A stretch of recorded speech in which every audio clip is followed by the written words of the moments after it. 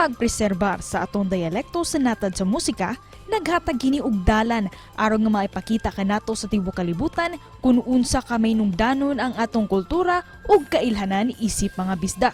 Naghatag usab kini og sinag alang sa mga local artist aron nga maipasundayag ang ilang talento sa tibuok kalibutan.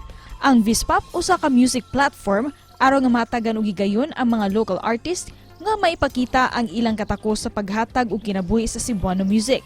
Sa nakalabay buwan, ilang gipahigayon ang usa ka prestiyosong kalihukan nga mao ang Vispop X 2022 nga usa ka kompetisyon alang sa mga aspiring local music artist. Karong buntaga, atong makauban sila si Joseph Gara ug si Kit Kito, kinsa mga grand winners sa mong kalihukan gumikan sa awit nga Para Natong Duha, dinilang sa GMA Regional TV Live. Atong ililahon karong buntaga sa spotlight mga kapuso, nagpaluyo ni ining winning song grand prize sa gipahigayon karong bag-o nga Vispop 2022. Makauban nato karong buntaga composer sa kanta nga Para Natong Duha, Keith John Kito, ug of course ang interpreter Joseph Gara. Mayong buntag Sir Keith ug Sir Joseph. Kumusta? Ug welcome sa GMA Regional TV Live. Mayong buntag. Mayong buntag, sir, and GMA Network Live. Thank you so much for joining us, and of course, congratulations sa inyong duha, Keith ug Joseph, for bagging the grand prize sa Vispop 2022.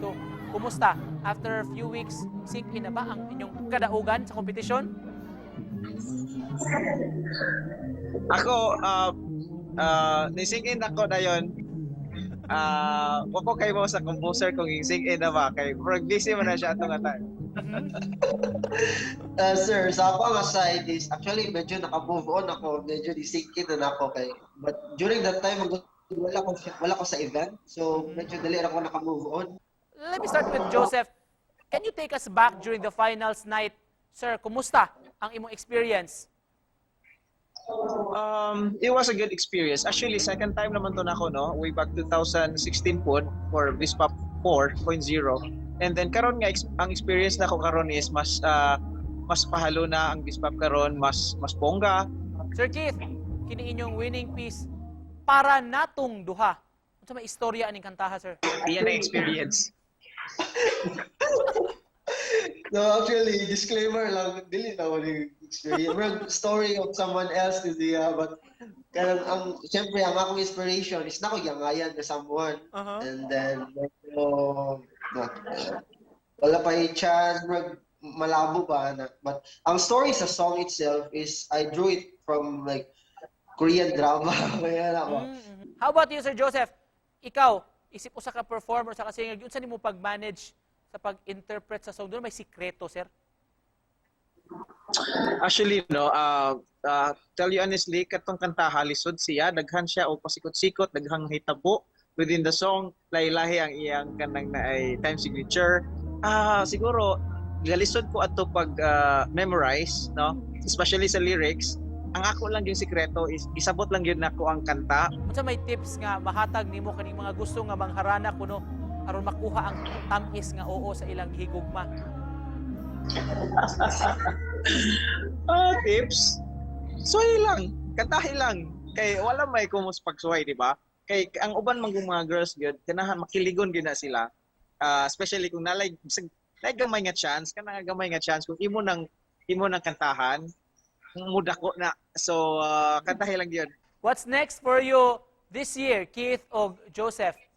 Sa akong side is magpadayon lang yung sulat and hopefully dapat tayo mapilan nga lain nga contest. But because I'm namo ko sa overseas, dili na ako mga full-time for sideline na gina ako. Ang ako aside is I'm looking forward nga magaman ko ni Kate og another song para sa akong album pohon. Hopefully by the end of this year or early next year maka-album na ta. So I'm hoping nga magaman ta ni Kate. Di na mo palabyon ang kahigayunan karong buntaga. Pwede ba may mangayo og sample? Few lines sa song. Sa kagamay sa imong mata, na ba kay makita na kaon para natong duha. Lamang ko kabog sa imong kaanyag, mahimo akong mohamog. Sa kamot mong samaran nga gitukod mo diha, nakulog ka gikan sa kalangitan. Kaya lang. Wow. Of course, mga Mayo kayo kapuso, na mo kanta. Sorry sir, di ko singer sir. kamaayo mo kanta ninyong duha. Grand prize winner mga kapuso sa Vispop 2022. Just to close this, Keith o Joseph, message ninyo sa atong mga viewers na nagtanaw ron.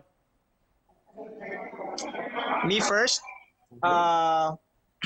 salamat tanan sa mga nag-support na to. Salamat kayo sa pagsuporta sa Bisaya nga Music and invite mo na ako mga maglinaw sa mga kanta. Available on Spotify and Apple Music and thank you very much for support.